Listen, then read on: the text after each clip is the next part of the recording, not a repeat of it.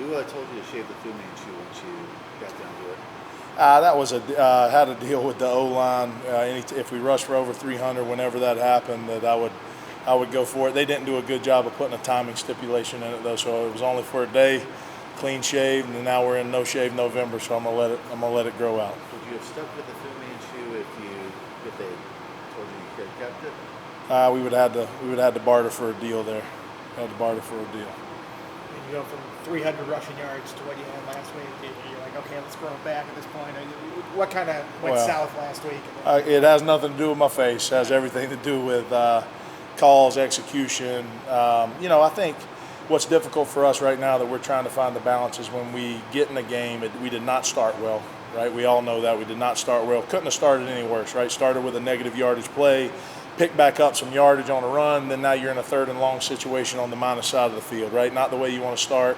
And I think where we've got to find some balance is if we're in a game where we need to be able to come back and score points, like what does that look like? I think I've got to stay a little more committed to our plan, our normal downs game plan going in, and not feeling so much urgency to be able to push the ball down the field and maybe make up some possessions. And I think that's a game right now that we're trying to find the balance of how to play that game with our team. Did you feel that you were doing that you had a tendency to do that last week? We tried to stay with it for as long as we could. I mean, we were still mixing in the runs. I thought, that kind of went out the window in the third quarter after the pick. We were driving the ball. Guy makes a nice play on the ball. We had a little bend route coming in and got it picked. And then I thought we were at a point we needed to try to conserve possessions and give ourselves a chance to be aggressive to go win it, and the game got out of hand. You mentioned the slow starts. Are you a big scripted play guy at the beginning of games? Do you like to map it out, or is that?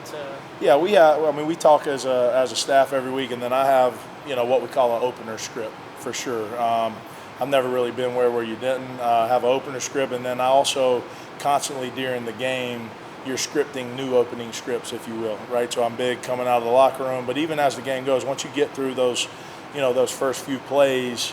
Okay, what are they doing? How do we need to adjust? And then kind of coming up with that next opening script. I'm also constantly looking at, okay, what have we done well to this point? Like what are just take all the minutia out of it, and what I know is going on. Are they TE in the front? Where are they supporting it? But just looking at the plays from a very broad standpoint of what's gained yards in this game. We'll probably need to come back to those. We may build them different and things like that, but we want to come back to those. And that's a constant process throughout the entire game. Just after those openers, building new scripts as we go. That doesn't mean you stick to those 100%. There's things that come up from a field zone standpoint, like there's things when we cross certain field areas based on the tendencies of the defensive coordinator, that we need to get to this, or this is the best way to protect our offense from a cover zero pressure, or whatever that may be for that week. But constantly trying to script, kind of where we're going. That also allows us, which I think our staff does a really good job of making adjustments on the sideline and giving the players an idea, okay, of what's coming up next. I've seen in the last 2 weeks out of that pitch play, you've added some wrinkles to it. Malachi going in for the touchdown and the throw back to Kiron for the shot to Green. Are you just finding ways to give defenses more to think of in those situations? Yeah, Coach Price mentioned to me a bunch of times, and from a defensive standpoint, and I'm finding the value in that. It really loosens them up. We want to make sure that the play is safe. Like I think some of it, defensive coordinators don't like it in general, whether they knock it down or it works. I mean, I want to call a safe play that we think is going to work. It's not just from that standpoint, but I do think it allows us to loosen up the defense a little bit. I think we've been very cognizant this year of trying to make the defense defend all 53 1/3 of width and get them running. I think that's benefited our offensive line in the games that we've been able to play our style of football the way we want to be able to play it. What is film review after a game like that? Is that when you kind of dread, or is that just the process? You got to look at it. You got to watch it. Yeah, it's funny you ask that. I mean, you don't dread any of them, right? You got to come in with a mindset to go in and make the corrections. A lot of times, if you were to take all the emotion out of the film, this is just my perspective, take all the emotion out of the film, the result out of the game, and take the scoreboard shot out, you're going to see the same mistakes in a different way. Not the same exact mistake, but there's mistakes in a win or a loss. Football's a funny game, right? However many plays you play, you don't know which ones are going to be the key plays that make the difference in the game, right? For us right now, right, looking at, those are third downs, right? They're red zone opportunities. And we've got to find a way to make more of those key plays. In the games that we win, we're able to do a nice job and execute on the key plays. In the games that we lose, no matter what the score ends up being, the film's going to look very similar for what you got to correct. So I think you got to come into it with an open mind, ready to make corrections, win or lose. I really don't view them any different. Obviously, we want to win. But as far as that coming in and that process, we've got to come in with an open mind and be ready for criticism, whether that be from my boss and then players being able to take constructive criticism and go out on the practice field and make the necessary corrections to not do them again. You mentioned the third downs. You guys were third forever, it felt like all Yeah. Saturday. How critical is to get that into manageable situations, and I guess that brings Kiron's feet to the equation. And it's you. I mean, you look at any of the games that this year we've played well offensively. It has everything to do, as much as third down, it has everything to do with first down efficiency. You know, and that game, last week is a perfect example of how it's going to put us in a tough situation. You come out, we take a sack.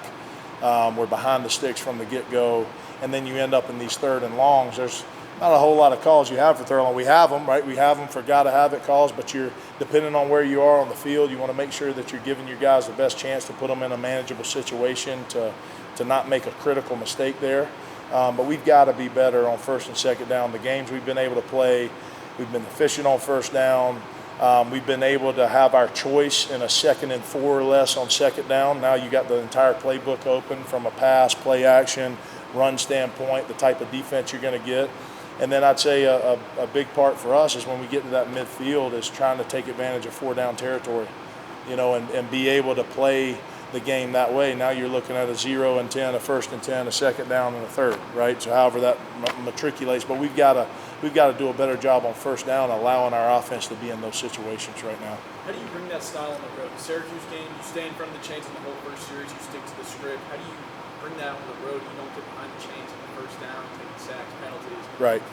I think I got to be cognizant, as always, of how we're starting the game and what we're calling. We've got to make sure everything's buttoned up. If we're going to call a shot play, what's the hot answer? Everybody's got to execute the call and be able to outlet it. Every play is you're not going to get the most advantageous part of the play, but we've got to be able to manage the play and get the ball to where it needs to go. So I think it's staying consistent. I think when we go on the road, we've got to do as much as we can to bring home on the road. We can't make it this huge deal. Our guys know we're challenged right now as a coaching staff and players, like we need to go win on the road. We're going to have to win on the road. But really that comes down to kind of taking all of that piece of it out and just going and doing your job really well on the road. So I think it's a combination of all of those things. You're bringing up the first down efficiency and third down. When you look at Boston College, play differential over the last 5 weeks during the winning streak has been astronomical in terms of what they're able to run. What have you seen them do well in terms of they're not getting a lot of sacks or PFLs, but they're able to get off the field? Yeah, they do a really good job of making you earn it. Like, that's the best way I could describe their defense. They're very sound, very well coached. They make you earn it. They're going to give you a heavy box. They're going to make sure that they, put enough numbers in the box to make it tough on you in the run game. And I think that eventually, as you go, if you're a offensive coordinator, you got to be able to stay patient, right? You got to be able to stay patient. Teams have been able to run it on them at times, and you've got to be able to stick with the plan and not feel pressed to take that shot one-on-one. Those will come up organically as you need them to, and I think they've done a really nice job of keeping everything in front and squeezing you out in times, getting you in a third and long situation. They've got a great third down blitz package, and it's all man coverage. You got to be able to go out and make a play. So I think all of those things together create a combination that's allowed them to be successful. They're also, I forget the exact number I was reading the other day, they're also a team that's played, they're in the bottom half as far as fewest defensive snaps played a game, right? So, I think about us when we've been able to do well, going out and dominating time of possession and being able to play that way, from a Virginia Tech standpoint. They've done a nice job of that. They're getting people off the field. I think people get impatient. I think we've got to be prepared at times on offense to be on the sideline for a little bit, and I think that can cause some patience issues at times, but we kind of know that going in, and we got to be able to stick to our guns and play our brand of football. That's going to be the best way we can win. It felt like your offensive line was making strides mid-season. Maybe a little bit of a step back last week. Was that more of a function of Louisville and just how they played up front? Do you feel like they were O-line blocking issues throughout that. I would say, give Louisville credit, number one. And I think, where we've got to find the balance, like we talked about earlier in a game like that, what are you doing from a drop back standpoint? How much drop back is going to benefit you? Do we need to move the pocket? Quicker throws, obviously we're better, but you've got to be able to, push the ball down the field at sometimes. I would say a combination. Give Louisville a ton of credit. Their front, Gelati leading the charge for them, everyone else, but also I know our guys are determined that they can play much better, and I think we could say that as our team. We did not play up to our capabilities against Louisville, especially as an offense. Are you interested to see how Kiron bounces back from a game like that? It feels like the previous ones there was at least something to draw from that positive. It didn't feel like there's a whole lot to draw from for anybody in the offense. Didn't feel like there was a lot of positives, that's for sure. The quarterback specifically. Yeah, what I've seen from Kiron would lead me to believe he's going to bounce back just fine on Saturday. He's got unwavering confidence. He's got a routine that he goes about every week. I haven't seen that change. I see him tweak it to make it better as far as what he's doing from film study, how he's taking care of his body, meetings that he's having, all those things. So I would expect him to bounce back. He's not. There's no waver in his confidence that I've seen. Is this a good game to get Tootin and Thomas lathered up and get them a bunch of touches? It's always a good game to get Tootin and Thomas lathered up and get them a bunch of touches. And when I look at the stat sheet last week, we weren't able to do that combination of maybe how the game went, but that's an A1 priority. We need to make sure those guys touch the ball. I've got to do a better job there. We've got to do a better job staying ahead of the sticks to make sure we're not in those long third downs so we can convert and continue driving, which we've been able to do at times if we stay on track. But certainly, always that's where the offense starts for us. We've been best when those two guys can carry the load. You mix in Kiron, and then that sets up some intermediate play actions and some shot play actions as we move the ball down the field.